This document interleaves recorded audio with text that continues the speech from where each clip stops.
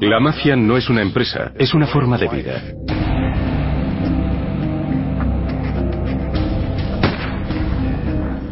Al entrar en ese mundo te lo dejan bien claro. O sales de él en un ataúd o no sales nunca.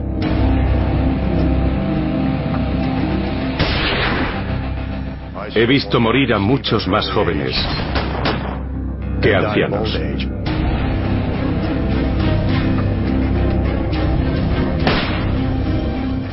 Sabemos que si cometemos un error, a nuestro más allegado, a un amigo de toda la vida, pueden encargarle que nos elimine. ¿Te insensibiliza eso? No, nunca del todo. Al menos a mí no. Nadie puede contar más sobre la mafia estadounidense que Michael Francis. Porque vivió en ella. De las calles a una mansión y a la cárcel, sabe cómo funciona y por qué funcionó tan bien durante tanto tiempo. Michael fue de los que más dinero ganó para la mafia.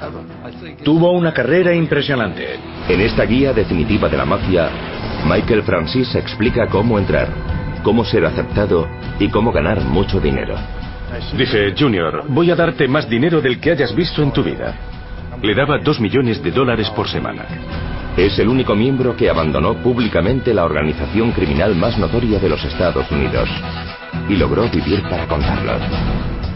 La verdad es que si abandonas la mafia, es muy probable que no sobrevivas. Me sorprende que Michael Francis aún siga vivo. Michael aprendió todo lo necesario sobre la mafia, aparte de algo que muchos gángsters nunca aprenden: a conservar la vida.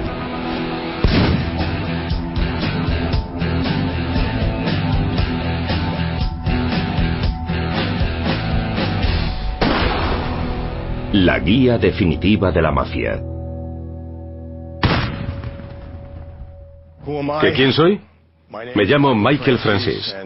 Y en lo que respecta a la Cosa Nostra, a la mafia, en los Estados Unidos, sé tanto o más que nadie que haya estado en ella. ¿Por qué? Porque fui parte de ella. Fui miembro de la familia Colombo. Gané tanto o más dinero que nadie para esa organización desde Al Capone. Puedo contarles todos los detalles de esa organización, y no lo haré protegido por una cortina. No lo hago por despecho, lo contaré porque lo viví, y fue mi vida. La relación de Michael con la mafia empezó con su padre, Sonny Francis, un temido gángster y jefe de la familia Colombo. Mi padre era mi ídolo, lo quería mucho. Fue un buen padre y un buen marido para mi madre. Sonny fue una leyenda en su época. Todo el mundo lo admiraba. Pero también vi su forma de ser un par de veces. Vi temblar a alguno al oír el nombre de Sonny Francis. Nadie quería contrariarlo. Por ejemplo, si yo estaba jugando al béisbol y él llegaba al campo, todo el mundo lo miraba. Y 1 o 2 veces vi que había fallado mis bateos y debían eliminarme, pero el árbitro no lo hacía. Nunca me eliminaban cuando veían a mi padre. Era el jefe, y todos lo respetábamos. Yo creía que mi infancia era normal. El FBI vigilaba mi casa las 24 horas del día. Veía ir y venir gente. Unos acababan en la cárcel y a otros los mataban. En ese mundo me crié. La entrada de Michael en ese violento mundo se hizo oficial cuando presenció uno de los asesinatos más famosos de la historia de la mafia. Es 28 de junio de 1971. Segunda celebración del Día de la Unidad Italoamericana en la ciudad de Nueva York. Joe Colombo, capo de una de las 5 familias mafiosas de Nueva York y jefe del padre de Michael, va a pronunciar un discurso. Podía haber allí más de 50.000 personas. Habían montado un gran palco. Joe me hizo señas y me dijo: Mike, quiero que vayas hacia el Lincoln Center y que repartas estos folletos entre la gente. Dije, vale, Joey, no hay problema. Estaba encantado, era un día importante. Me di la vuelta para irme y cuando estaba a unos 10 pasos de él, oí pum, pum, pum, disparos. La gente empezó a gritar. Me di la vuelta y alguien gritó: Joey está herido, Joey está herido. Cuando le dispararon yo estaba allí, fui la última persona con la que habló. Yo tenía 21 años. Ese momento dejó una huella duradera en Michael y fue el principio de su vida en la mafia. Para entender la vida de Michael en la mafia, antes hay que conocer su origen, que se encuentra en Sicilia, una pequeña isla de la costa italiana. En los Estados Unidos no existe la mafia. La mafia es italiana, no estadounidense. En los Estados Unidos se llama la Cosa Nostra, que significa lo nuestro. Durante cientos de años, Sicilia estuvo ocupada o controlada por intrusos extranjeros, por invasores foráneos. Y eso provocó que surgieran varios grupos patrióticos. Las familias a veces se unían para luchar contra esos opresores. De modo que el origen de la mafia fue bien intencionado. Pero esos patriotas luego se dedicaron a la delincuencia. Cuando una oleada de emigrantes italianos se fue a los Estados Unidos en el siglo XIX, muchos de esos delincuentes se unieron a ellos. Cuando muchos de los emigrantes italianos llegaron a los Estados Unidos, la mafia se introdujo en el país. Por entonces se llamaba la Mano Negra. Se dedicaba a extorsionar a los comerciantes italianos. Era lo que hacía en Italia, y hacía lo mismo en los Estados Unidos. Durante las 2 primeras décadas del siglo XX, los gánsteres italianos o sicilianos en los Estados Unidos trabajaron solos. Eran simples delincuentes callejeros, atracadores, ladrones, extorsionistas, pero no estaban organizados. Esos delincuentes callejeros se organizaron gracias a una ley aprobada por el Congreso estadounidense en 1919. Todo cambió cuando entró en vigor la ley seca en los Estados Unidos. Muy pronto muchos de esos delincuentes sicilianos e italianos vieron una gran oportunidad. Aquello podía ser una mina de oro. Empezaron con el contrabando de alcohol y enseguida se hicieron millonarios.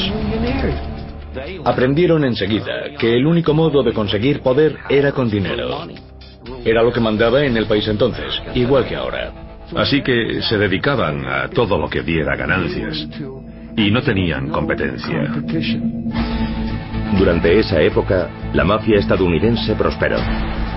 Pero pronto surgieron rivalidades transformando la ciudad de Nueva York en un territorio violento de bandas. De 1930 a 1931 hubo de 40 a 50 muertos. Lo que se ve en el cine de los años 30 sobre los tiroteos callejeros desde coches es cierto. Es lo que hacía en Nueva York.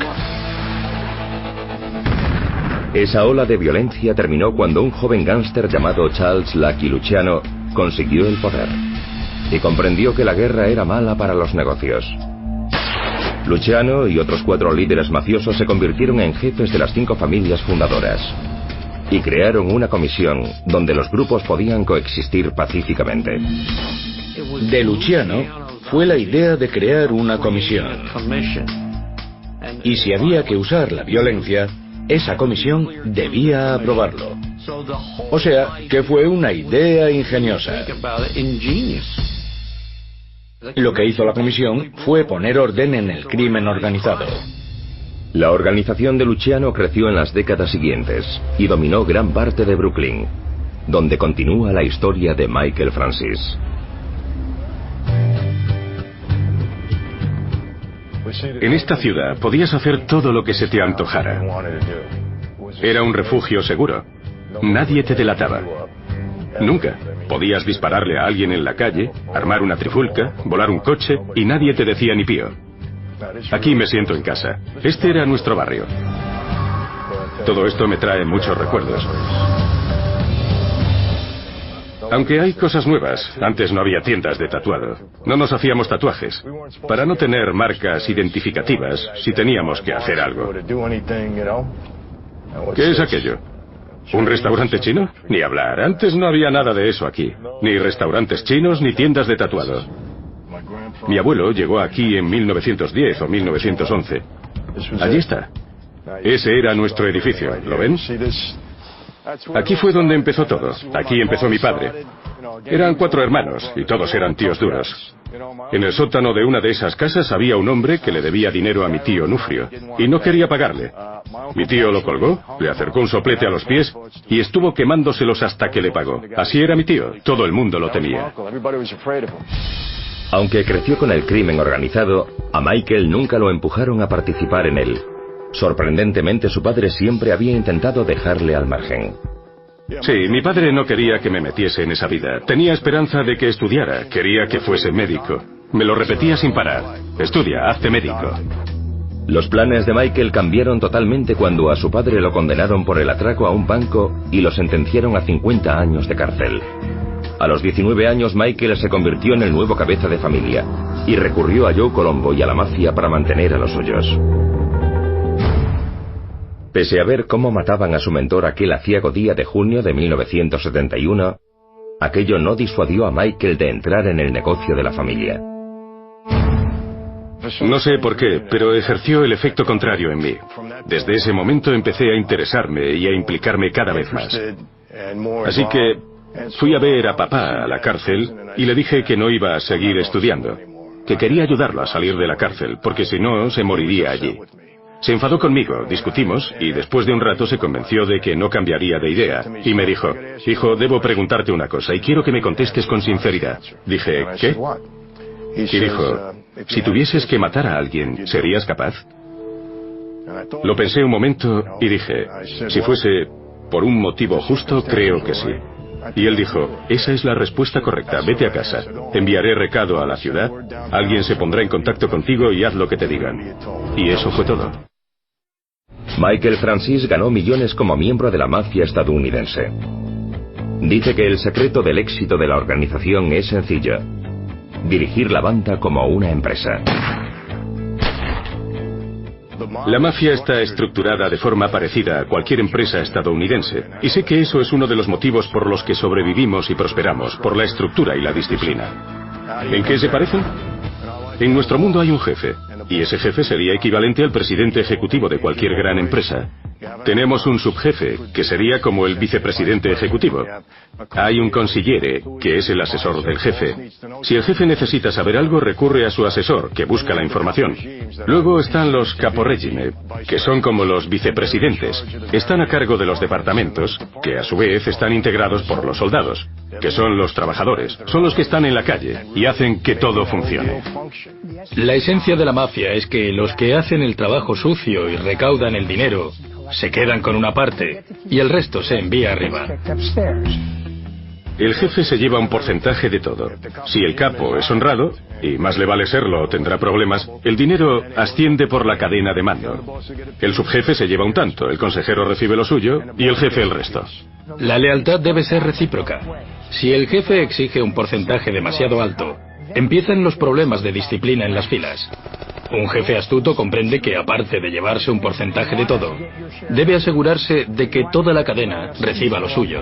Estos títulos están reservados solo para los miembros aceptados de la Cosa Nostra, y para ser aceptado uno debe tener ascendencia italiana. Pero la mafia necesitaba más personal para sus operaciones. Esos empleados se denominaban asociados. Por cada miembro aceptado de la mafia, podía haber 10 asociados.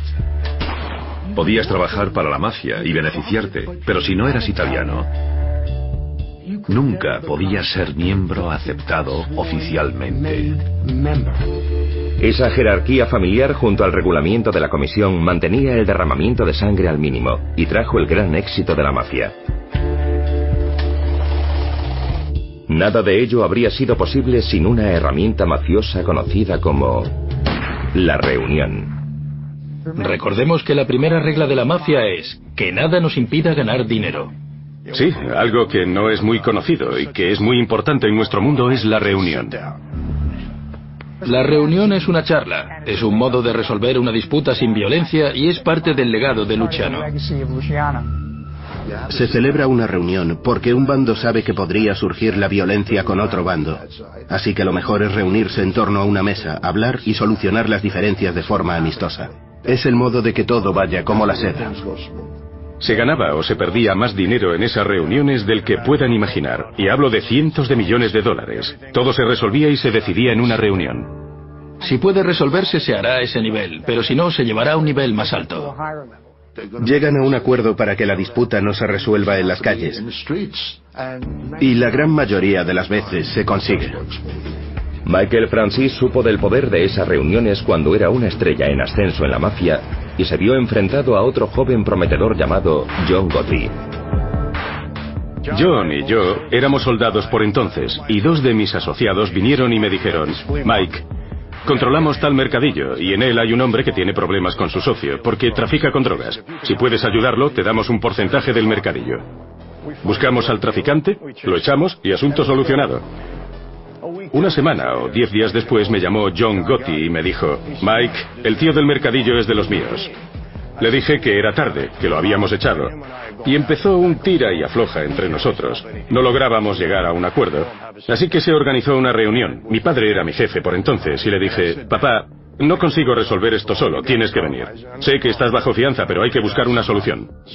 Mi padre y yo nos encontramos en casa de alguien y le dije, papá, mira, entiendo a John, no le gusta perder.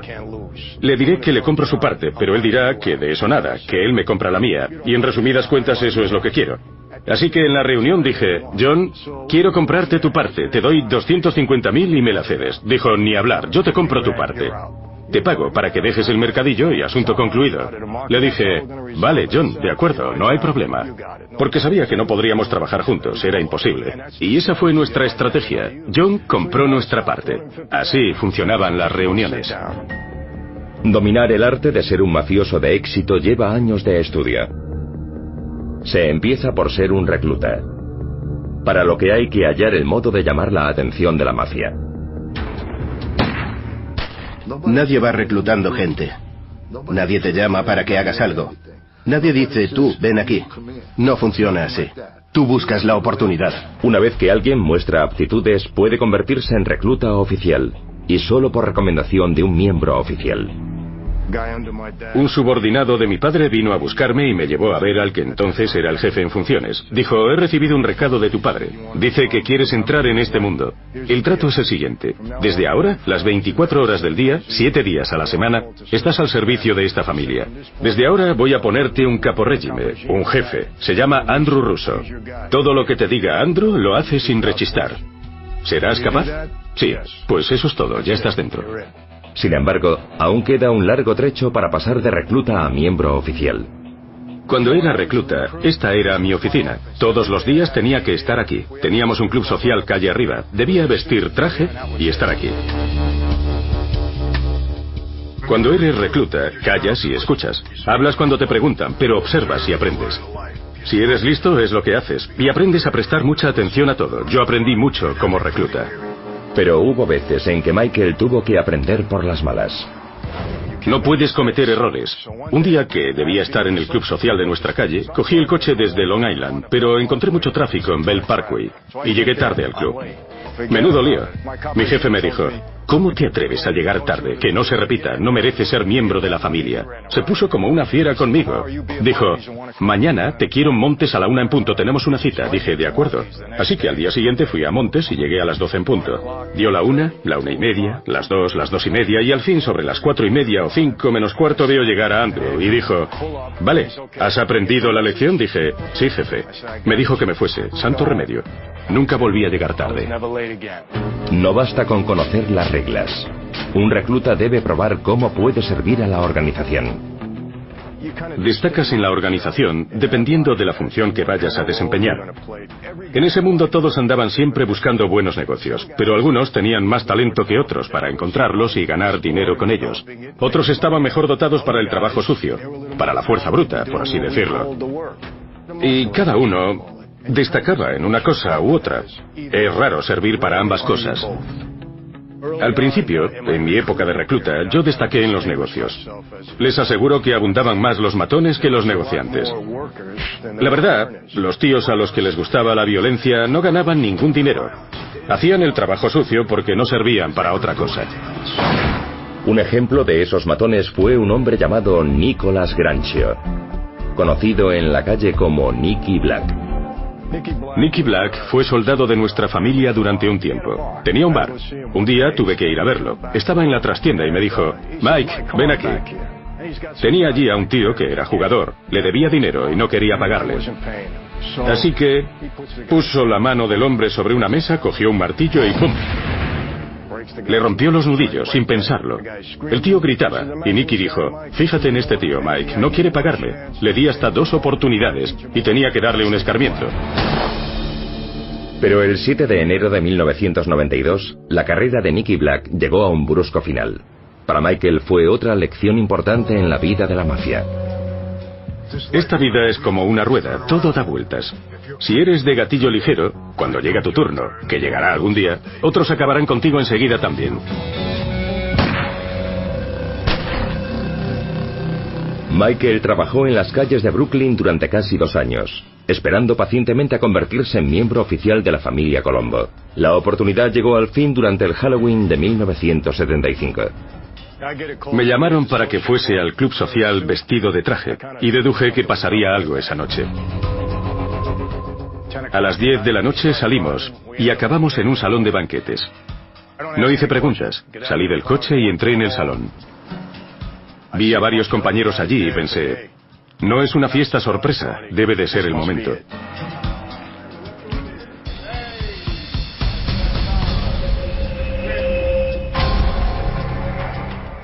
Luego entramos, estábamos en la trastienda y empezaron a llamarnos uno por uno. Llegó mi turno y entré. En aquel sitio había muy poca luz y vi a todos los jefes reunidos. Había unos 15 en la familia por entonces. Llegué al centro de aquel semicírculo donde el jefe estaba de pie. El subjefe estaba a su lado. Me cogió la mano y con un cuchillo me hizo un corte en un dedo. Lo apretó y cayeron unas gotas de sangre al suelo.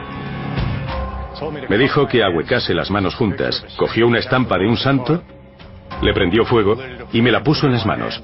Todos creen que es una prueba de dureza, pero no lo es. Arde enseguida. Fue solo simbólico. Tom DiBello era el jefe en funciones por entonces y me dijo, ¿estás listo para prestar juramento? Dije que sí.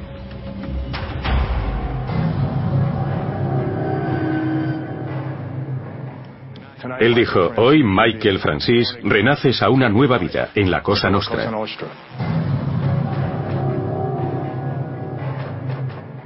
Si violas este juramento, arderás en el infierno, como ese santo arde en tus manos. Y añadió, ¿aceptas? Y dije que sí.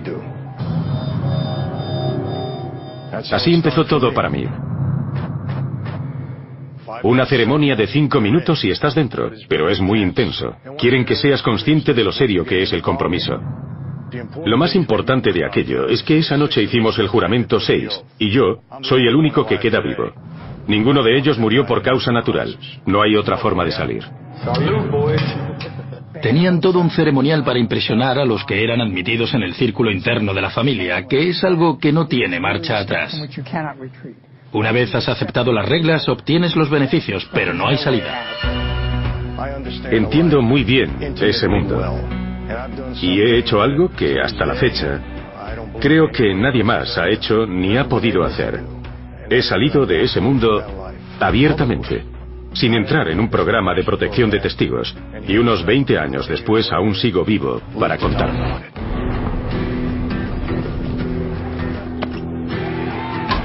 Cuando Michael Francis entregó su vida a la mafia estadounidense en 1975, le pidieron que continuara con la tradición más honrada por la organización: ganar dinero. A la hora de ganar dinero, la mafia tiene millones de formas de hacerlo. Por ejemplo, con uno de sus primeros negocios, la lotería. ¿Cómo funcionaba? Elegías 3 números y apostabas 50 centavos a esos 3 números. Si acertabas, por 50 centavos ganabas $600. Era un gran negocio en los barrios, sobre todo en Nueva York. Parecía un juego sencillo. Apostabas 5 o 10 centavos, muy pocos jugaban $1, pero podías ganar hasta $1000 con una apuesta. ¿Pero de dónde salía el número ganador? A diario la prensa publicaba la lista de participantes en las carreras y los números de los 3 últimos calificados formaban el de la lotería. Si acertabas ese número, ganabas. Pero había varios cientos de corredores de apuestas por toda la ciudad que recogían las apuestas y recaudaban enormes cantidades de dinero todos los días. En esta casa vivía la hermana de mi padre, Red Rose. Su marido, Johnny, al que llamaban Murphy, le daba algo a la bebida y tenía malas pulgas, pero era uno de los principales corredores de apuestas de la ciudad. Era un negocio muy lucrativo. Todos los del barrio participaban en él. Ancianitas, niños, hombres y todos conocían al corredor de apuestas. Enviábamos a los corredores por todo el barrio. Cada uno se ponía en un sitio distinto y recogían las apuestas. Por 50 centavos podías ganar $600, que era un buen pellizco por entonces. Muy pocos lograban ganar. ¿No era algo bueno para el barrio? Daba una pequeña esperanza. Los corredores no andaban por el barrio diciendo, nunca se sabe, pero así era la cosa. Podías ganar. Una esperanza vana para la gente, pero un negocio multimillonario para la mafia. ¿Y si tan malo era, se habría hecho cargo de él el gobierno?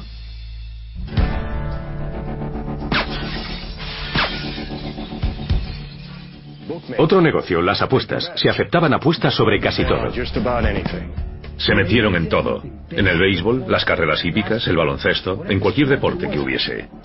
Es ilegal, por supuesto, porque no pagas impuesto alguno. Eso es lo que lo hace ilegal. Aprovecharse de los apostadores es un negocio para la mafia desde hace décadas. Los corredores de la familia Colombo aceptaban apuestas en los bares, como este de Brooklyn, y obtenían cientos de miles de dólares cada semana. Lo mejor era que no tenías que poner dinero. Te fiaban. ¿Que querías apostar 5.000 en tal y tal caballo en la 8ª carrera? Vale, anotaban el nombre en un papel y listo. Los corredores del barrio te fiaban. Sí, 5.000, 10.000, lo que quisieras, no había problema. Pero si el apostador no paga, alguien tiene que ir a cobrarle. Se nos daba bien cobrar deudas. Era un negocio multimillonario. Y era también el sustento de muchos de la mafia. Siempre tuve 12 o 13 corredores a mi cargo. Yo me llevaba un porcentaje de las ganancias. Ellos trabajaban donde querían y si alguien los molestaba decían, oye, estoy con Michael, déjame en paz. Y no era solo que la gente hiciese apuestas. A menudo también intervenían los propios atletas. Cuando los atletas acudían a nosotros, era porque son los peores apostadores del mundo. Pueden ser buenos en un deporte, pero no saben sacar beneficio. Por ejemplo, muchos de los atletas de las universidades de la zona frecuentaban algunos de los clubes de Manhattan, y nosotros siempre estábamos allí. Cuando veíamos a alguno de esos chicos, empezábamos a ganárnoslo. Lo invitábamos a copas, lo rodeábamos de chicas, que siempre son un buen cebo, y tras un par de semanas, los sentaba a mi mesa y hablaba con ellos. Les decía, estás acabando los estudios, ¿no? Sí. ¿Y eres un buen jugador? Sí. Pero mides menos de 1,80 m y no llegarás a profesional. Sí, lo sé. Dime, ¿cuánto dinero tienes en el bolsillo? Ni un céntimo. Siempre decían lo mismo. ¿Que estás sin blanca? ¿Por qué? Cada vez que juegas, llenan el estadio con 16.000 personas. Deja que te enseñe un par de cosas. Tienes que ser más listo. Te quedan 15 partidos por jugar, ¿no? Mañana se espera que ganéis por 10. Pues no ganéis por tanto. No perdáis el partido, no somos unos desalmados. Nos gusta vuestro equipo y queremos que ganéis, pero no por tanto. Ganad por 7, por 8, por 5. Si lo haces, toma. Sacaba $10.000 del bolsillo, los dejaba sobre la mesa y se los acercaba al chico. Era muy difícil que los rechazara. Al ver los 10.000 se quedaba atónito. Era la cantidad justa, no 5.000, 10.000, eso les convencía. El chico aceptaba, pero luego siempre ocurría lo siguiente. Les remordía la conciencia, lo hacían un par de veces o 3 y luego volvían a mí. Oye Mike, no puedo seguir haciendo esto, la presión me está afectando. Tengo ya 30.000, es más de lo que he ganado en mi vida, me basta. ¿Cómo dices? No, hicimos un trato. Te quedan 10 partidos por jugar, chico. A no ser que quieras decirle a tu entrenador lo bien que has estado jugando. ¿Quieres contárselo a tu novia o a tus padres? Estarán orgullosos de ti. ¿Y si hablamos con la prensa y lo publicamos? ¿Quieres acudir a la policía? Total, me van a encerrar un día u otro. Habrás acabado cuando yo lo diga. Si cometen un error una vez, están perdidos. Si trabajabas en el juego, tenías prestamistas que les dejaban dinero a los corredores porque se metían en líos,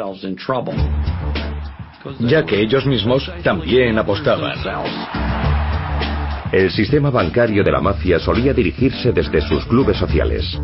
Se referían al préstamo de dinero como Shylocking, y Michael aprendió ese arte en el club de la calle Carroll, dirigido por Andy Russo. En ese club hubo episodios duros. Allí se hacían más negocios de alto nivel de los que puedan imaginar. Los préstamos eran un negocio importante para la mafia. ¿Por qué se llamaba Shylocking? Porque se cobraba un interés de usura. El prestamista le dejaba, por ejemplo, $5.000 al corredor de apuestas. Esos 5.000 se convertían en 5.500 en una semana. A la segunda semana, los 5.000 pasaban a ser $6.000. Cuando el prestamista ampliaba el préstamo de un corredor, este pasaba a pertenecerle.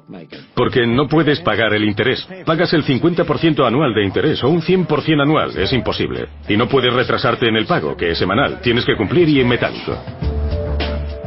Pero además de prestarles a los jugadores, como muchos con negocios legales no podían acceder a préstamos, ¿a quién recurrían? Pues a los prestamistas de la mafia. A menudo, cuando alguien venía a pedirme 100.000 o 150.000 dólares y tenía un negocio, yo sabía que no podría pagar, pero lo que yo quería era el negocio, así que cuando no podía pagar me quedaba con él. La gente de la mafia tenía una filosofía básica. Creían que el dinero de todo el mundo les pertenecía y debían buscar el modo de hacerse con él. Así que los clubes nocturnos eran un objetivo apetecible. Les pondré un ejemplo.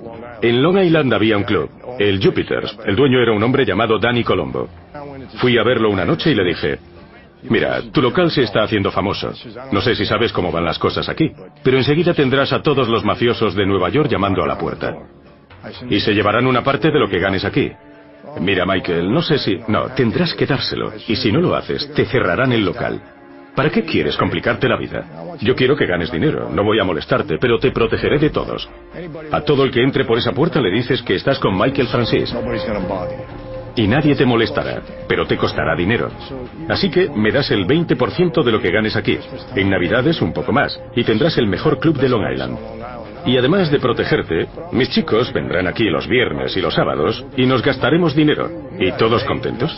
Algunos se lo toman bien y los que no, pues podemos volver a la semana siguiente y les hacemos entender que tendrán que entrar por el aro.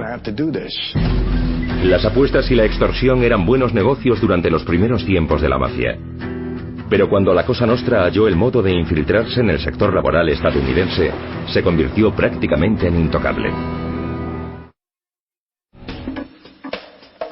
De los préstamos a las apuestas deportivas, la mafia estadounidense tenía miles de formas de ganar dinero ilegalmente. Pero cuando se apoderó de los sindicatos, se volvió casi invencible. Una de las fuentes de poder más efectivas para la mafia eran los sindicatos. No sé si la gente lo sabe, pero los sindicatos nacieron con empleados de la mafia. Los apoyamos desde el principio. Nosotros creamos el poder sindical en este país. Ya en la década de 1930, la mafia estableció estrechos lazos con los sindicatos obreros, lo cual le proporcionó una gran influencia en industrias legales. Muchos italianos trabajaban en los muelles. Eran obreros de la construcción, camioneros, y las grandes empresas se aprovechaban de los trabajadores. Los empresarios también eran unos matones. Contrataban a gorilas para que apaleasen a los obreros y acabar con las huelgas. Los italianos no lo aguantaban y recurrían a gente como nosotros, a tíos de la calle, porque plantábamos cara.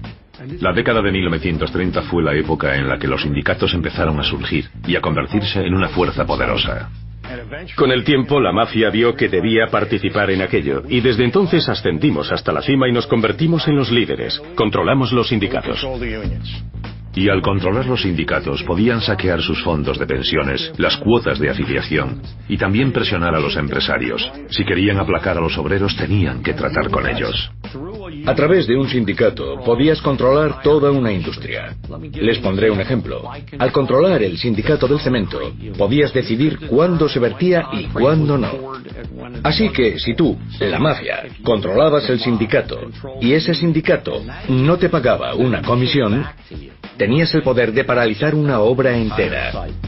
En la década de 1970, las principales familias mafiosas controlaban todos los sindicatos de Nueva York. Pero en vez de pelearse por el territorio, formaron una cooperativa, y cada miembro recibía un porcentaje.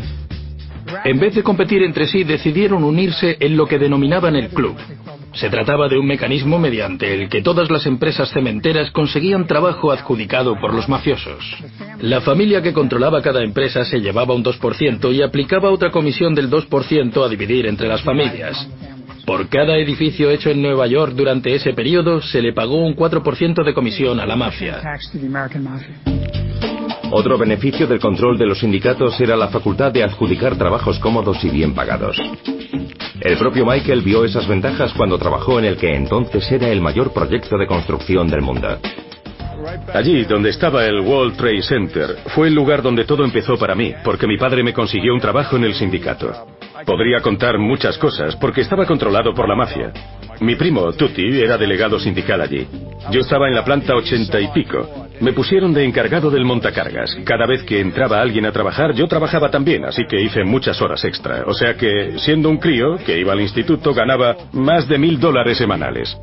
En los 70 y los 80 la mafia se infiltró en todos los sectores económicos de la ciudad de Nueva York. Así que si importas fruta, tienes que moverla a través de los puertos o se pudre. Y si de repente los estibadores empiezan a trabajar de forma pausada, puedes perder todo un cargamento. La capacidad de controlar la fluidez y velocidad del trabajo le daba a la mafia la oportunidad de dominar empresas legales. En esta ciudad, de cada pieza de pescado que llegaba, de cada litro de cemento o cada ventana que se instaló en esos edificios, la mafia se llevaba un porcentaje. Nos llevábamos un porcentaje de todo, la ciudad era nuestra. La mafia italiana no se molestaba en ocultar su relación con los sindicatos, pero en lo que respecta a las drogas, las cosas eran mucho más complicadas. Se lo aseguro, en la familia Colombo te dejaban clara una cosa: si traficas con drogas, mueres. No tocarlas, esa era la norma. La mafia no quería tener nada que ver con las drogas. Sus integrantes tenían prohibido traficar con drogas, pero lo hacían de forma clandestina. No crean el mito de que la mafia se oponía a las drogas. Era un negocio próspero y les encantaba. Lo que ocurrió fue lo siguiente. La mafia siciliana, en la década de 1950, creó laboratorios de heroína por toda Europa y necesitaba un mercado amplio. Y Joe Bonanno, que por entonces era jefe de la familia Bonanno de Nueva York, fue a Sicilia a una reunión con los jefes de la mafia de Palermo y les dijo: vosotros tenéis el producto y nosotros el mercado. Os enseñaremos dónde distribuirlo. Lo llevaremos a los barrios marginales de Nueva York, Boston, Chicago, Filadelfia y a todos los Estados Unidos. Si alguien es culpable de la propagación de la droga en los Estados Unidos, es la mafia. Y si en el infierno hay un sitio reservado para los que lo hicieron, merecen estar allí.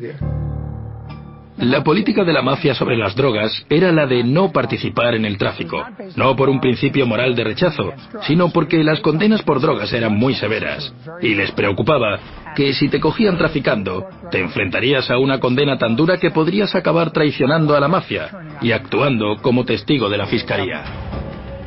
En última instancia, la familia Colombo evitó el narcotráfico por un sencillo motivo. Lo que ocurrió fue que era malo para el negocio. Las drogas conllevan muchos problemas y mucha violencia. Sabíamos que había muchos traidores en el negocio de la droga. Era malo para la organización, era mejor no tocarlas. Casi todo lo demás estaba permitido. Siguiendo esa directriz, Michael dio con el negocio de su vida. Di con algo que era 100 veces mejor que las drogas. Era el mejor negocio desde la prohibición. En la década de 1980, la organización mafiosa de la Cosa Nostra había creado un imperio criminal sin precedentes. Pero su apetito era insaciable. El soldado de los Colombo, Michael Francis, sabía que el tráfico de drogas estaba prohibido en su familia. El joven necesitaba un nuevo negocio para llevarles dinero a los jefes, y de pronto dio con uno estupendo. Era muy activo, hacía un negocio al día, y me encontré con algo que era 100 veces mejor que las drogas. Era el negocio de los impuestos de la gasolina. Di con aquel negocio fabuloso, increíble, y todo empezó con un hombre llamado Larry Orizzo, que vino a verme. Era italiano, y me dijo: Mike, tengo varias gasolineras, pero sé cómo embolsarme el dinero grabado por el gobierno sobre cada galón de gasolina.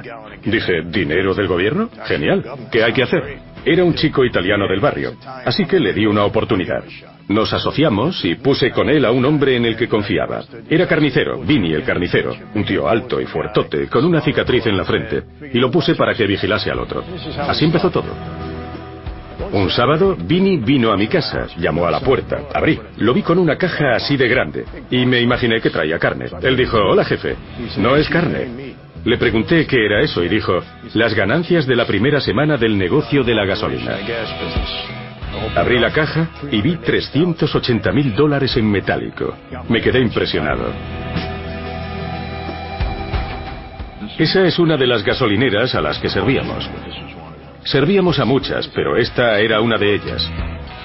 El chanchullo era el siguiente. Por entonces cada galón de gasolina estaba grabado con un impuesto de unos 35 centavos. El dueño de la gasolinera era el encargado de recaudar ese impuesto y de pagárselo al gobierno de forma cuatrimestral.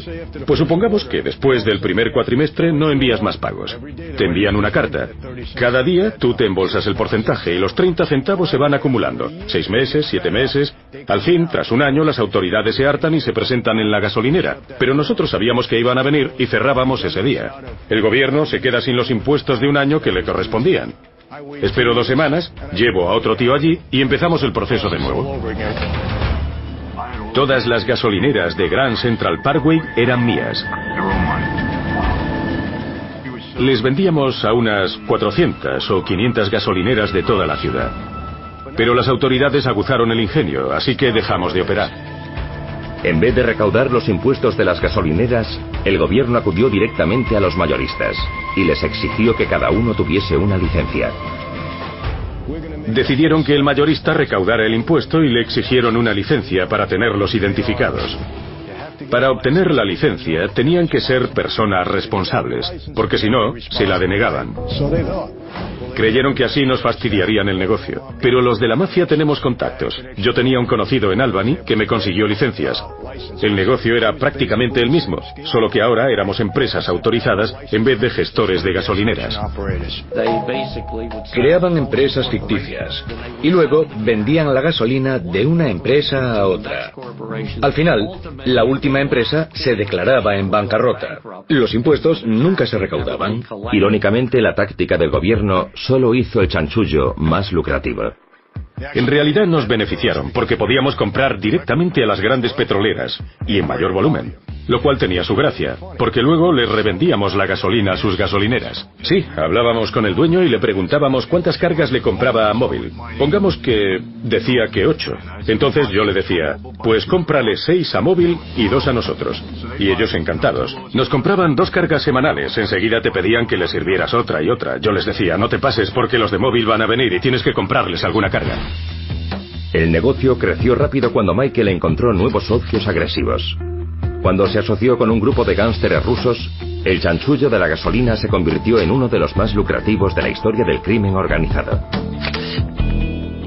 En suma, entre el grupo ruso que tenía en Brighton Beach y el que tenía desde Long Island y por toda la costa este, vendíamos 500 millones de galones de gasolina al mes y el gobierno nunca logró tocarnos.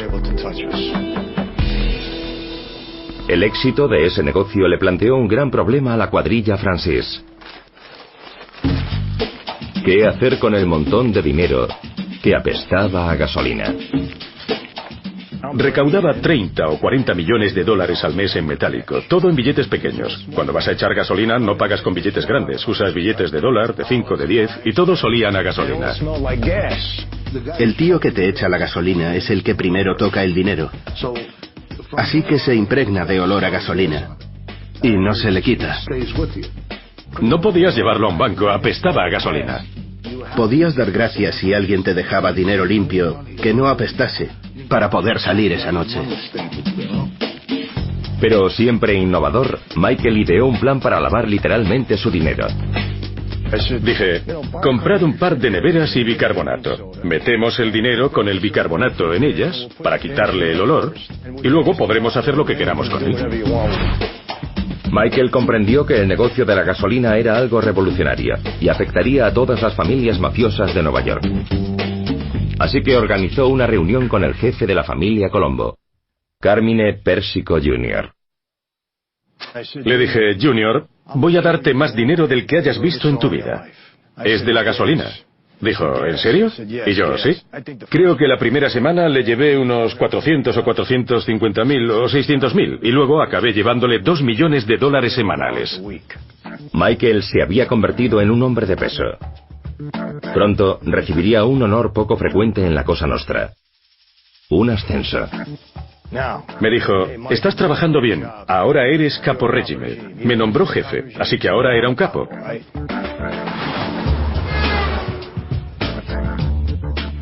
El negocio crecía y crecía, el dinero entraba a espuertas y muchos empezaron a fijarse en mí. El negocio de la gasolina de Michael se hizo tan lucrativo que otros jefes empezaron a contactar con él. Pronto lo llamó uno de los grandes nombres del crimen organizado. Tony Salerno, Fat Tony, jefe de los Genovese, se enteró de lo que pasaba. Siempre iba con un gran puro en la boca, era todo un personaje. Dijo, ¿eso de la gasolina de qué va? Le dije que tenía gasolineras y que vendía combustible. Por lo visto te va muy bien. Dije, sí, de maravilla. Dijo, tengo a varios conmigo que no tienen ni un céntimo. Ponlos a trabajar y me harás un gran favor. Le dije que no había problema, que les daría una gasolinera. Él dijo, ¿cuánto podrían ganar? Y yo, unos 1.500 semanales. ¿Te parece bien? Dijo, ¿1.500? Dales 500 y dame 1.000 a mí. Le dije, vale, como quieras, tú mandas. Haces muchos amigos así. Y se corrió la voz. Les llevaba dinero a los jefes de otras familias. Así que te haces muy popular cuando todos ganan dinero. Michael estaba en la cima y tenía toda la intención de disfrutar de su riqueza. Compramos un helicóptero y un bonito reactor Learjet 25A. Llegué a tener 2 o 3 embarcaciones a la vez. Tenía una casa de 750 metros cuadrados. Me compré una casa en Florida y tenía 2 barcos allí. Pero el éxito en esa vida es una espada de doble filo, porque, sí, te va bien, prosperas y ganas popularidad. Pero los de la cima empiezan a ponerse nerviosos, porque ven que te haces poderoso. Tenía una diana en la espalda. Empecé a notar cierta inquietud.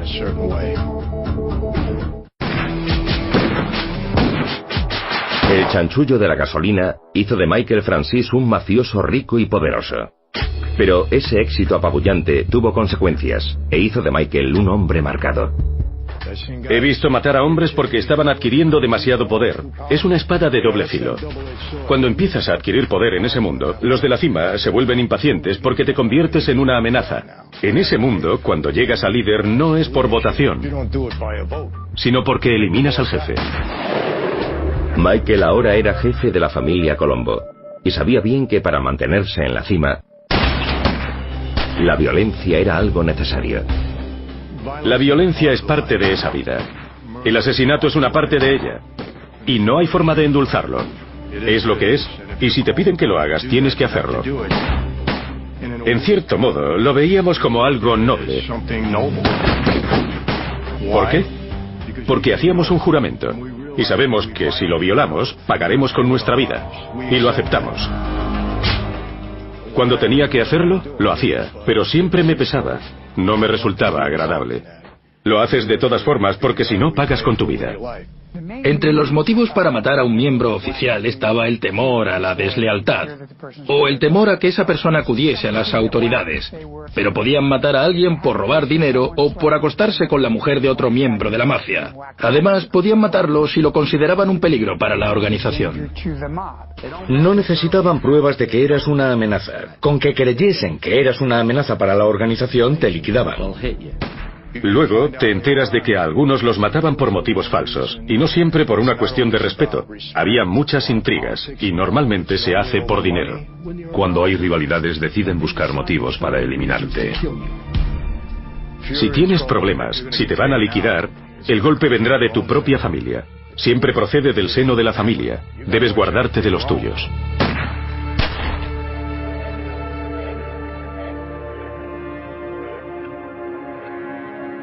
Michael lo aprendió en 1971, aquí en el Columbus Circle de Nueva York.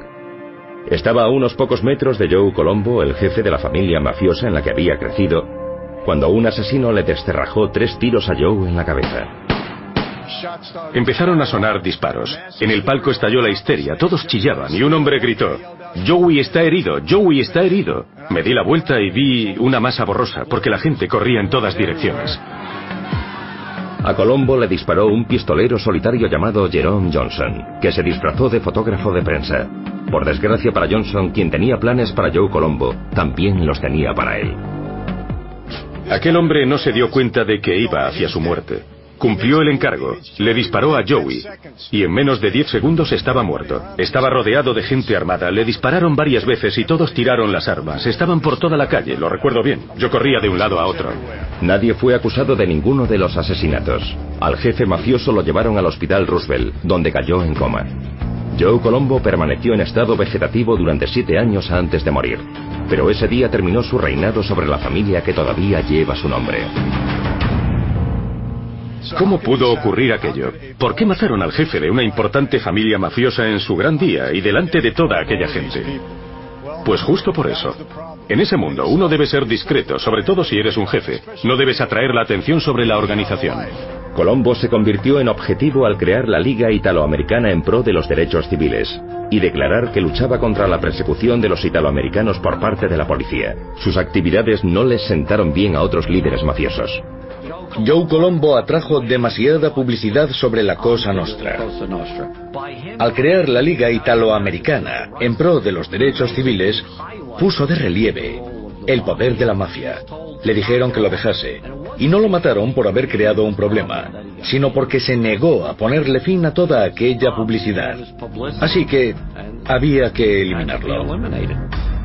La teoría más extendida y según creen muchos investigadores es que todo fue organizado por Joe Gallo. Crazy Joe Gallo era un soldado de los Colombo y un hombre famoso en la mafia. Se creía que era quien había ejecutado al mafioso Albert Anastasia mientras lo afeitaban. Gallo también era un antiguo adversario de Joe Colombo. Gallo llevaba varios años siendo un miembro díscolo de la familia. Era imprevisible. Quiso matar a Joe Colombo con intención de apoderarse después de su familia. Fue un asesinato bien planeado desde dentro. Joe Gallo sabía lo que hacía, pero por desgracia la cosa no acabó ahí. La familia Colombo estaba segura de que Joe Gallo estaba tras el asesinato de Joe Colombo, porque mostraba su típica audacia. Creyó que matando a Colombo podría apoderarse de la familia, pero la cosa no salió así. Ahora estamos en la esquina de la calle Mulberry con la Hester. Aquí estaba antes el Humberto's Clam House. 10 meses después de que a Colombo lo asesinaran en Columbus Circle, Joe Gallo estaba sentado en ese restaurante con su familia celebrando su cumpleaños. Resultó que había un hombre de los de Colombo en el bar y vio a Joey allí con su familia. Hizo una llamada y en menos de 20 minutos 2 pistoleros de la familia Colombo entraron, vieron a Joey a la mesa y abrieron fuego. Joe Gallo, que era un hombre fuerte, se levantó de la mesa. Corrió hacia la calle. Salió por allí, por la puerta principal, se derrumbó sobre la acera y murió. Y así se hacen las cosas en ese mundo. El ataque contra un jefe nunca queda sin venganza. El asesinato de Colombo no fue autorizado. Joe Gallo vio una oportunidad, lo hizo él solo, y acabó mal allí mismo. Joe Gallo no consiguió ascender eliminando a su jefe. Pero eso no quiere decir que no pueda pasar, sobre todo cuando se trata de un gángster despiadado llamado John Gotti. Carlo Gambino era una leyenda de la mafia y buen amigo de Lucky Luciano. Se convirtió en jefe en 1959 y continuó siéndolo durante más de 25 años. El hombre que eligió para continuar con su legado fue Paul Castellano. Paul Castellano era el cuñado de Carlo Gambino. Carlo hizo saber que Paul tenía todo su apoyo. Carlo muere, Paul asume el poder y se convierte en jefe. Que Gambino eligiese a Castellano fue una sorpresa para muchos de la familia, porque se vio como un desaire a su subjefe durante largo tiempo, Aniello Della Croce. Della Croce era muy distinto a Castellano. Della Croce era un mafioso más a la antigua usanza. Castellano era del tipo de mafioso que buscaba la legalidad, es decir, que prefería ganar dinero mediante actividades legales. Con Castellano la familia Gambino siguió prosperando. Pero John Gotti, leal a Della Croce, nunca olvidó el desaire a su mentor. Aniello quería mucho a John y lo protegía. La familia estaba dividida entre esos dos líderes y cuando Della Croce murió, se produjo un vacío. Y entró en escena John Gotti. Gotti le guardaba rencor a Paul Castellano. No lo respetaba en absoluto. Habló mal de él muchas veces. Neil era su protector. Neil Della Croce muere y ahí está Gotti, habiendo hablado mal de un jefe y resentido con él. Eso no queda sin castigo. A Castellano le caía mal Gotti, y Gotti estaba seguro de que Castellano lo mataría. Así que decidió realizar un ataque preventivo.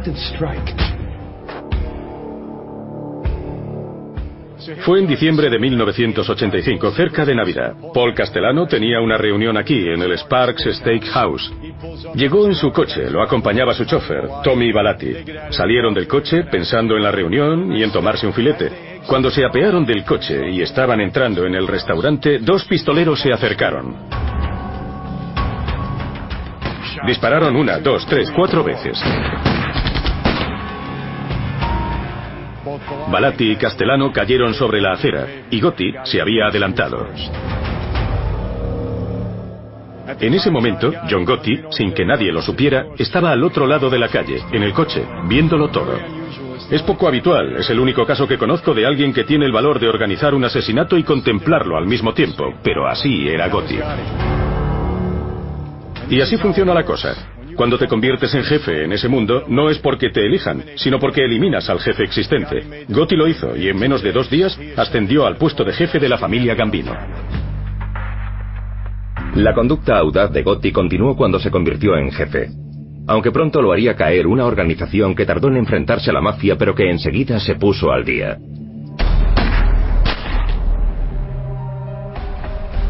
El director del FBI, J. Edgar Hoover, fue el principal luchador contra el crimen durante más de 40 años, pero no en lo que respecta a la Cosa Nostra. No quería tener nada que ver con ella. Me dijeron que Hoover nos tenía miedo, igual que muchos otros. Hoover no quería enfrentarse a la mafia. Es más, durante décadas insistió en que no existía, pese a toda la información y material que tenía al respecto. Su obsesión era el comunismo, que era mucho más fácil, como perseguir a los actores de cine, no a tíos duros en la calle. Para el FBI todo cambió cuando los agentes de la ley contaron con nuevas herramientas. En la década de los 60 se aprobó una ley que permitía las escuchas ocultas. No solo pinchar teléfonos, sino colocar micrófonos en edificios o en habitaciones. Esas herramientas ofrecieron la posibilidad no solo de apresar a los delincuentes de poca monta que cobraban el dinero de los prestamistas o cometían extorsión, sino también a los capos o jefes que estaban detrás de todo. En la década de 1980 el FBI ya sabía cómo reunir las pruebas necesarias para meter entre rejas a los grandes mafiosos. John Gotti se convirtió en un gran objetivo, al igual que un glamuroso personaje al que la prensa neoyorquina había apodado el Don Yuppie, Michael Francis. Tras ganar mucho dinero con su negocio ilegal de la gasolina, Michael Francis tuvo que enfrentarse a la otra cara del éxito mafioso: el escrutinio de la policía y la suspicacia de sus compañeros. En la Cosa Nostra la suspicacia puede resultar fatal.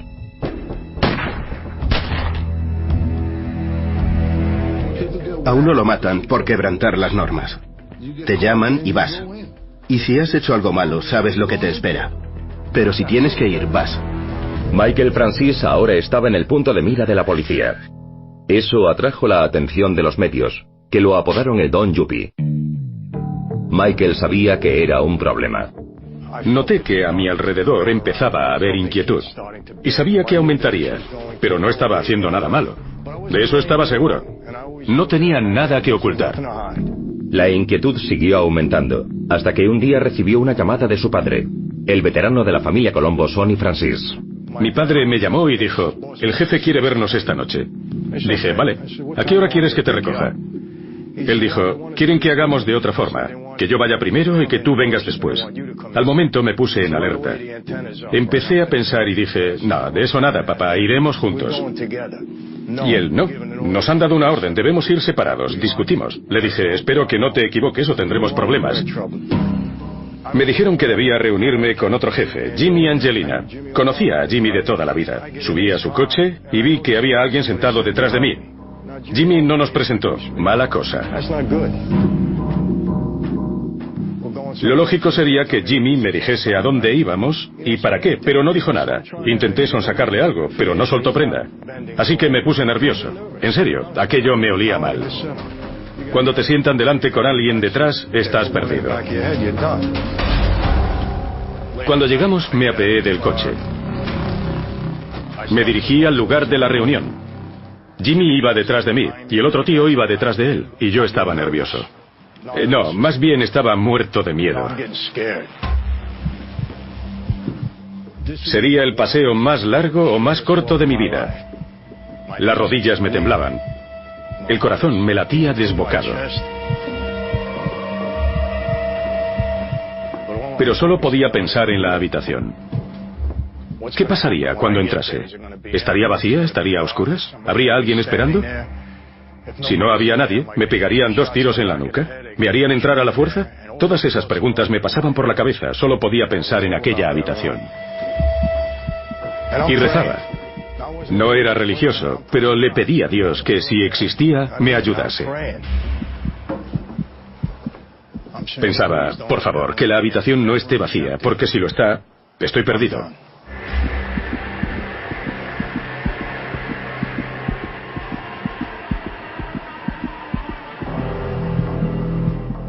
Al fin entré en la habitación y no estaba vacía.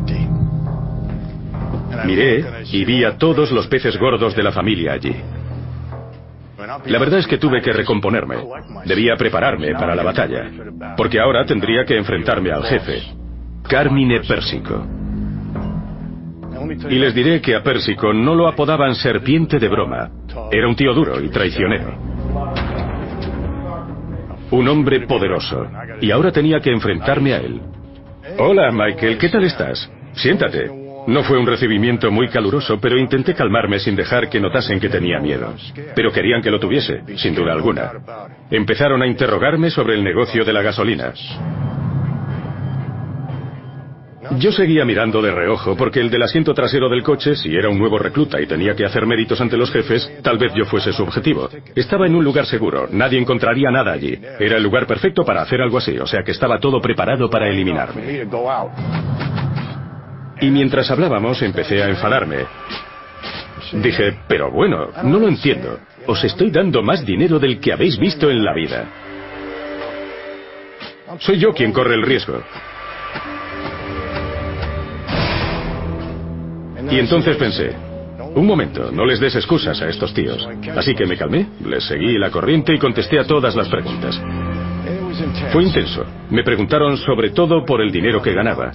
Y sabía qué contestar, por supuesto. Pero debía hacerlo de forma respetuosa. Dije, vamos a ver, ¿qué hacemos aquí?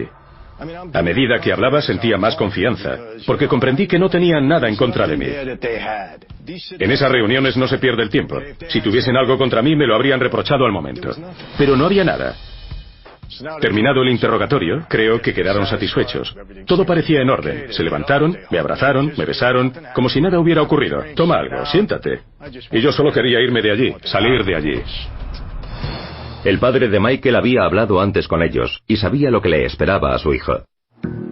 En el viaje de vuelta se enteró de un detalle crucial sobre aquella reunión.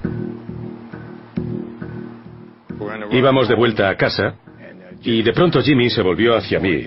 Me dijo, tengo que decirte algo que es muy importante. Y me contó algo demoledor sobre mi padre.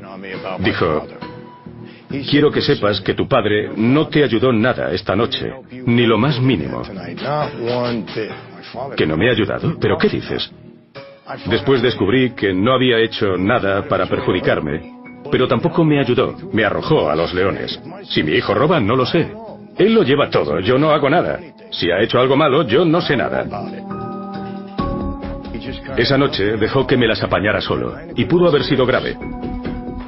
Esa noche me dije que si esa vida podía separar a un padre y a un hijo, ¿qué hacíamos en ella? ¿Qué tenía allí? Estaba completamente solo.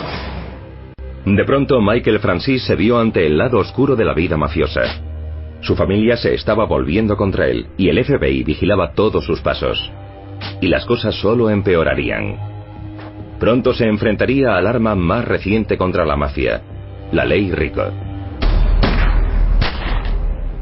Los jefes mafiosos nunca cometían delitos en persona, todo lo hacían sus subordinados. En 1970 se aprobó una norma conocida como Ley Rico, Ley contra la extorsión y las organizaciones corruptas. Por primera vez se creó un recurso legal que permitía encausar y procesar no solo a los que cometían delitos directamente, sino también a los que los ordenaban, los gestionaban y se beneficiaban de ellos. Podías encausar a toda una organización. Los primeros objetivos fueron los miembros de la comisión, los titanes del crimen organizado, y lo consiguieron. En un hito jurídico conocido como juicio contra la comisión de la mafia, los fiscales Rudolf Giuliani y Michael Chertoff usaron la ley Rico para procesar a los grandes jefes de todos los delitos que sus subordinados habían cometido. Y cuando las condenas empezaron a acumularse, más mafiosos empezaron a hablar. Una cosa es quedarte callado cuando te enfrentas a 5 años de cárcel y otra hacerlo cuando te espera una condena de 50. Hace años la policía tenía que pegarte para sacarte información. Ahora tenían que arrearte para que te callaras. En los años 80 y 90 se produjo una ofensiva sin precedentes contra el crimen organizado.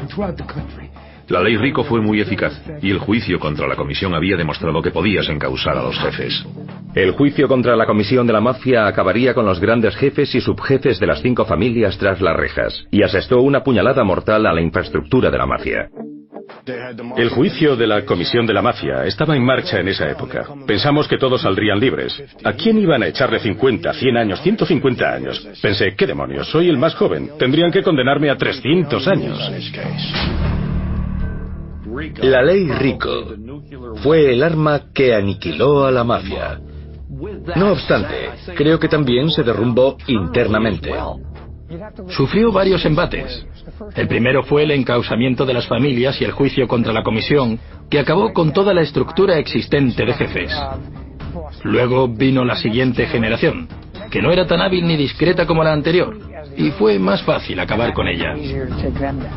A la nueva hornada pertenecía John Gotti, el audaz gángster que se hizo con la familia Gambino y que acabó revelando más secretos de la mafia que nadie. Si el FBI hubiese querido destruir a la mafia, su mejor candidato habría sido John Gotti. En la década de 1980, la mafia estadounidense empezaba a desmoronarse gracias al FBI y al trabajo de los fiscales. Pero el mayor factor en su caída pudo ser el ego de un mafioso.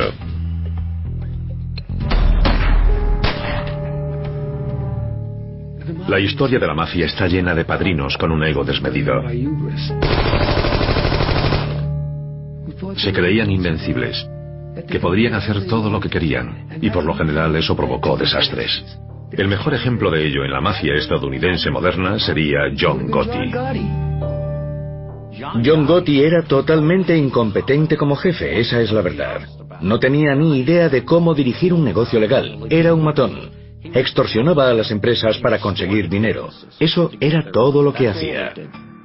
Había sido un matón. No sabía mucho de la delincuencia de guante blanco, ni cómo dirigir aquella familia enorme. Y además era un megalómano.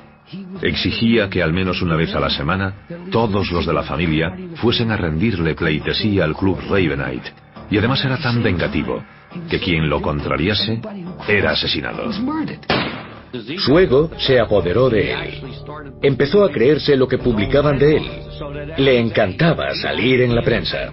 Y además de todo eso, era un bocazas. Las grabaciones, sobre todo en ese apartamento encima del club social de Gotti, proporcionaron gran cantidad de información incriminatoria. Tenían 2000 horas de grabaciones sobre John Gotti y su cuadrilla, y en esas 2000 horas solo hablaban sobre los negocios de la mafia.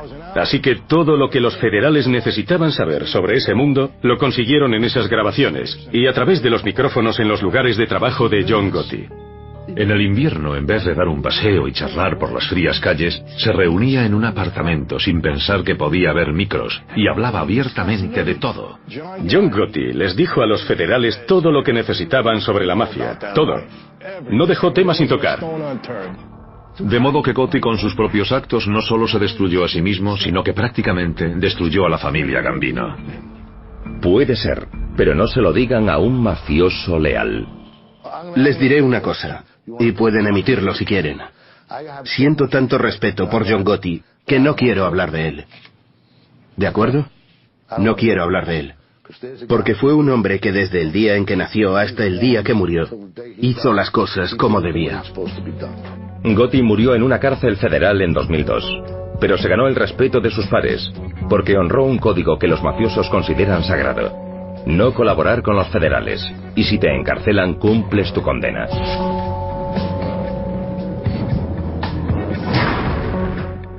Odio este sitio. Es el Tribunal Federal del Distrito Este de Nueva York, y es donde se celebraron nuestros principales juicios. Esta era la última parada antes de ir a la cárcel. Era parte de nuestra vida. Es así, un día estás en un avión privado y al día siguiente en la cárcel. Haces lo que debes, cierras la boca, cumples tu condena y se acabó. Los mafiosos sabían que podían acabar en la cárcel y aceptaban que era muy probable que ocurriese. La cárcel es el precio por trabajar para esa gente, lo tenían asumido. La norma general era apencar y no hacer tratos para librarse. ¿Si me daba miedo? No. Sabía que la cárcel era parte de esa vida, así que en algún momento era probable que cumpliese condena. Cuanto más duro era el penal, como Leavenworth, más fácil era cumplir condena, porque no había gilipolleces. Si no te mataban, podías estar en la cola para comer y encontrarte un cadáver tirado en el suelo, ¿comprenden? Así que cuando estás en un ambiente así, todo el mundo se respeta. Mientras no molestes a nadie, no hay problema. Mi padre me dio un consejo muy bueno. Me dijo, Mike, cuando vayas a la cárcel, recuerda decir, por favor, gracias y disculpa. Ser educado allí sirve de mucho. Para Michael Francis, la cárcel se estaba convirtiendo en algo muy real.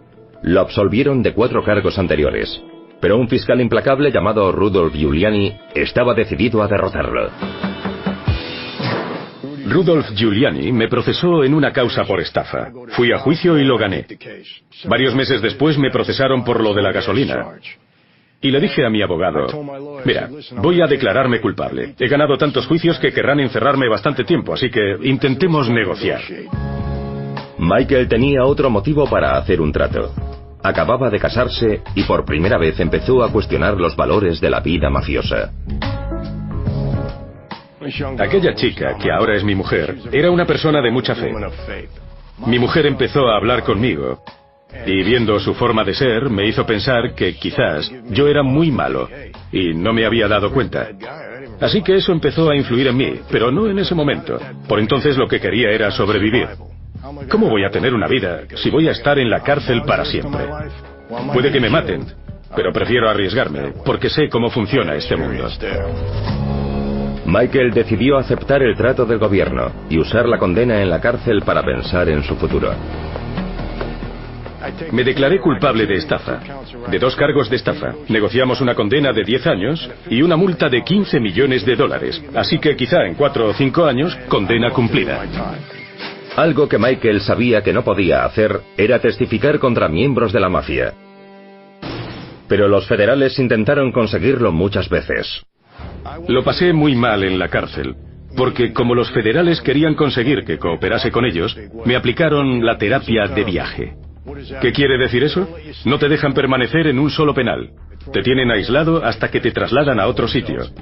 Te sacan en plena noche y tu familia no sabe dónde estás. Fue horrible. Cuando estuve aislado, pasé un total de 29 meses y 7 días encerrado las 24 horas del día en una pequeña celda. Estando aislado puedes volverte loco. Lo peor de estar en la cárcel fue estar separado de mi familia.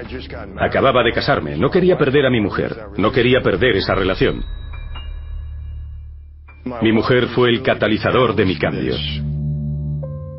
Conocerla, que me procesaran, estar en la cárcel, todo eso me hizo cambiar. Y decidí dejarlo.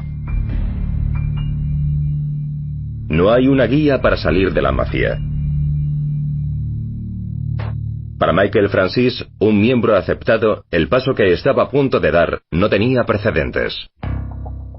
La verdad, no sé de nadie que haya logrado dejar esa vida. O te vas en un ataúd, o colaboras con el gobierno y entras en un programa de protección de testigos. Y ninguna de las opciones me interesaba. Michael estuvo casi 8 años en la cárcel. Cuando salió en 1995, estaba decidido a empezar una nueva vida. Marcó el fin de mi vida en la mafia. Decidí dejarlo. Pero Michael debía trabajar honradamente por primera vez en su vida. Cuando le ofrecieron un contrato lucrativo para publicar su biografía, aceptó. Me senté con un escritor y escribimos el libro. Yo no tenía experiencia por entonces. No sabía que el título iba a ser Dejar la mafia. Eso le dijo a todo el mundo que de verdad había dejado esa vida. Y además ya no pude volverme atrás. Fue importante. Después llegó la oportunidad de poder usar su experiencia en la mafia para hacer el bien. Le pidieron que hablase con atletas profesionales y estudiantiles sobre el gran problema de las apuestas deportivas. Dije que no sabría hacerlo.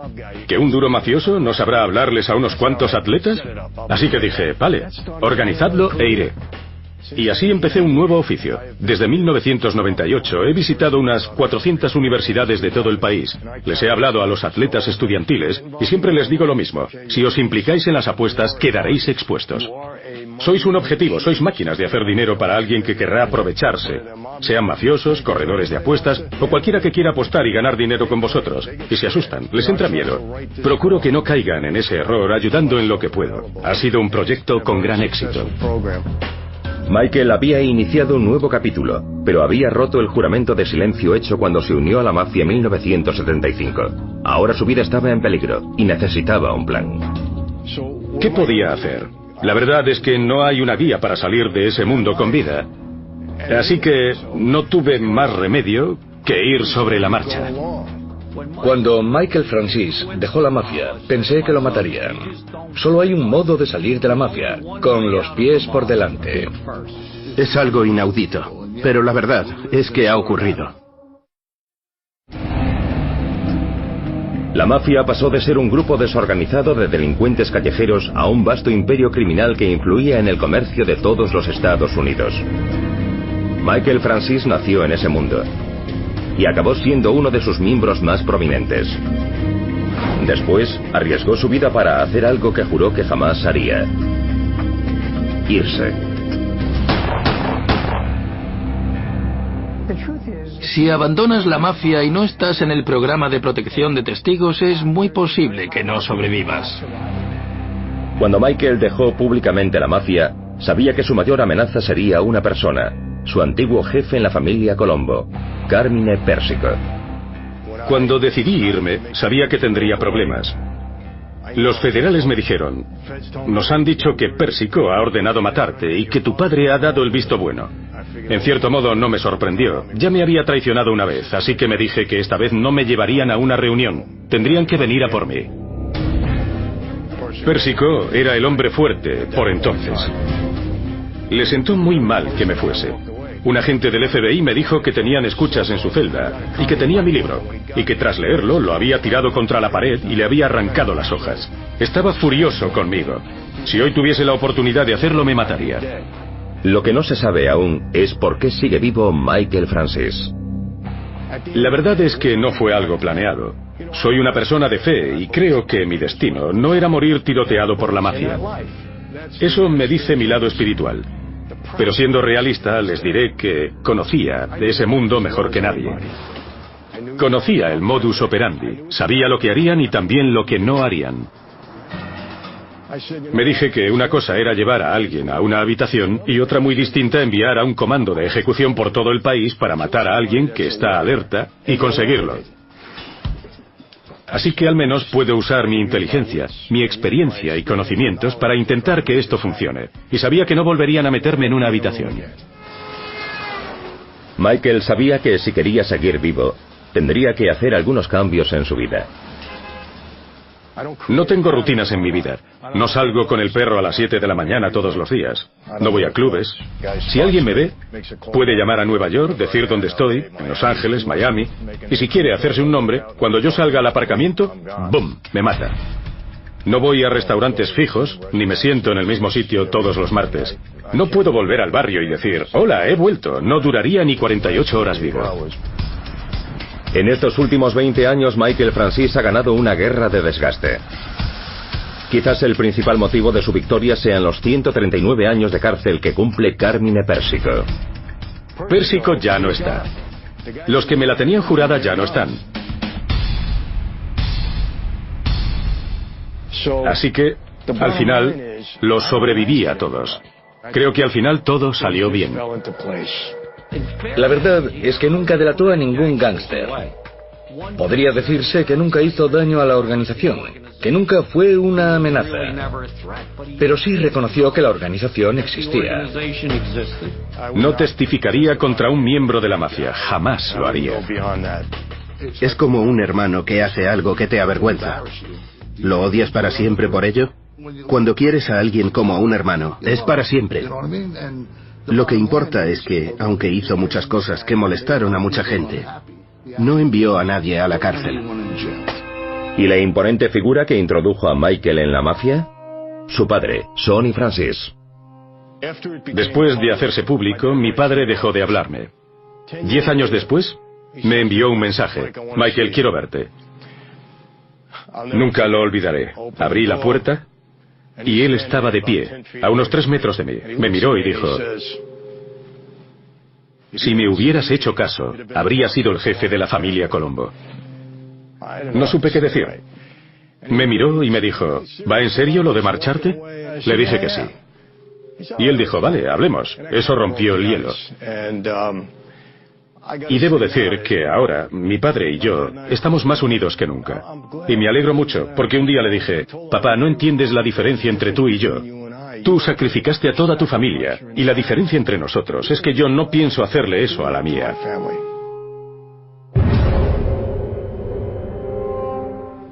Llegó un momento en que comprendí que la vida en la mafia es una mala vida. No conozco a ningún miembro de ese mundo que no haya quedado totalmente destruido. No solo moralmente, sino por completo. En mi familia, mi padre estuvo 30 años en la cárcel.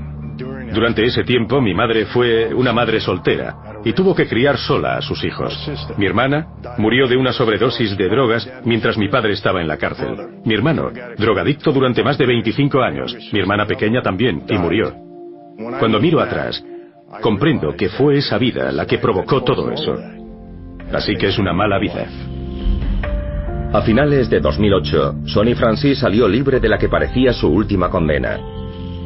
Pero 2 años después volvió a la cárcel por extorsionar a clubes de striptease y a una pizzería. Mi padre, el mafioso vivo más viejo del país, vuelve a participar en otro delito y vuelve a la cárcel a los 94 años. Ahora nos vemos. Está en una silla de ruedas, pero aún comentamos y recordamos cosas de la mafia. Sigue siendo una gran parte de él. Pero la mafia que Sonny Francis conocía ha desaparecido. La Cosa Nostra acabó prácticamente destruida por efecto de la ley Rico y por su propio declive interno. La mafia se desmoronó por 2 motivos. Por una parte, las autoridades la dejaron muy tocada. Y creo que lo que ocurrió en el seno de la organización fue que muchos de los valores que los de la vieja escuela implantaron en ella se estaban perdiendo. Parece que las numerosas películas y series televisivas sobre la mafia han creado una imagen romántica de ella que no corresponde a la realidad. ¿Saben qué me fastidia de los chicos a los que les hablo? Que ven una película como Uno de los Nuestros y se quedan prendados. ¡Qué pasada! Teníais dinero, poder, mujeres, coches, de todo. Y yo digo: sí, cierto, pero ¿habéis visto la otra parte? ¿A los que mataron? ¿Los que fueron a la cárcel? Eso no lo ven. Pero es una generación muy distinta. Ellos no tienen el aguante de los hombres que yo conocí, con los que viví y que tuve la suerte de ver, porque eran la verdadera mafia. Ahora no es lo mismo que antes, en absoluto. A finales del siglo XX la mafia estaba casi aniquilada, pero un soleado día de septiembre de 2001 de pronto dejó de tener tanta prioridad para las autoridades.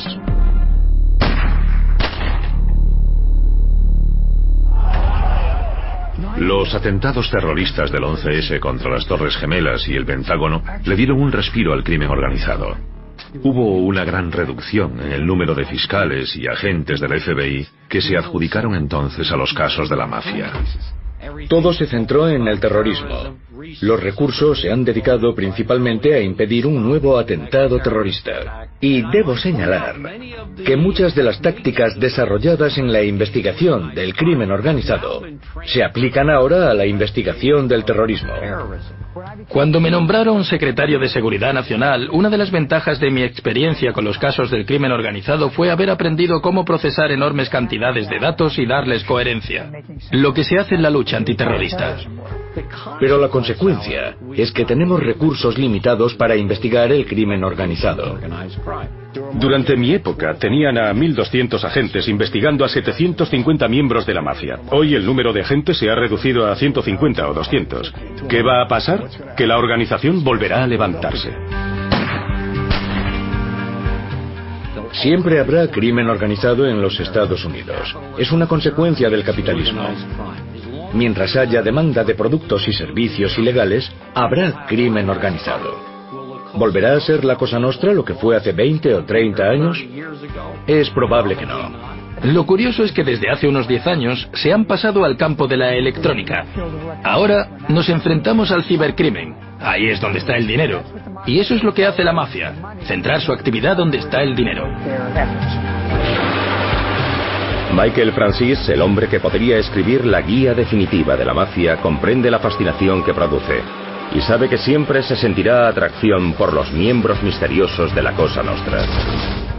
La mejor cualidad de los mafiosos es que saben conquistar a alguien, cómo hacerlo sentir cómodo, protegido y fuerte, y luego consiguen que trabaje para ellos. A la gente la atraen los mafiosos, pero si van a hacer negocios con ellos, si van a hacer cosas con ellos, procuren no contrariarlos. Se lo digo en serio.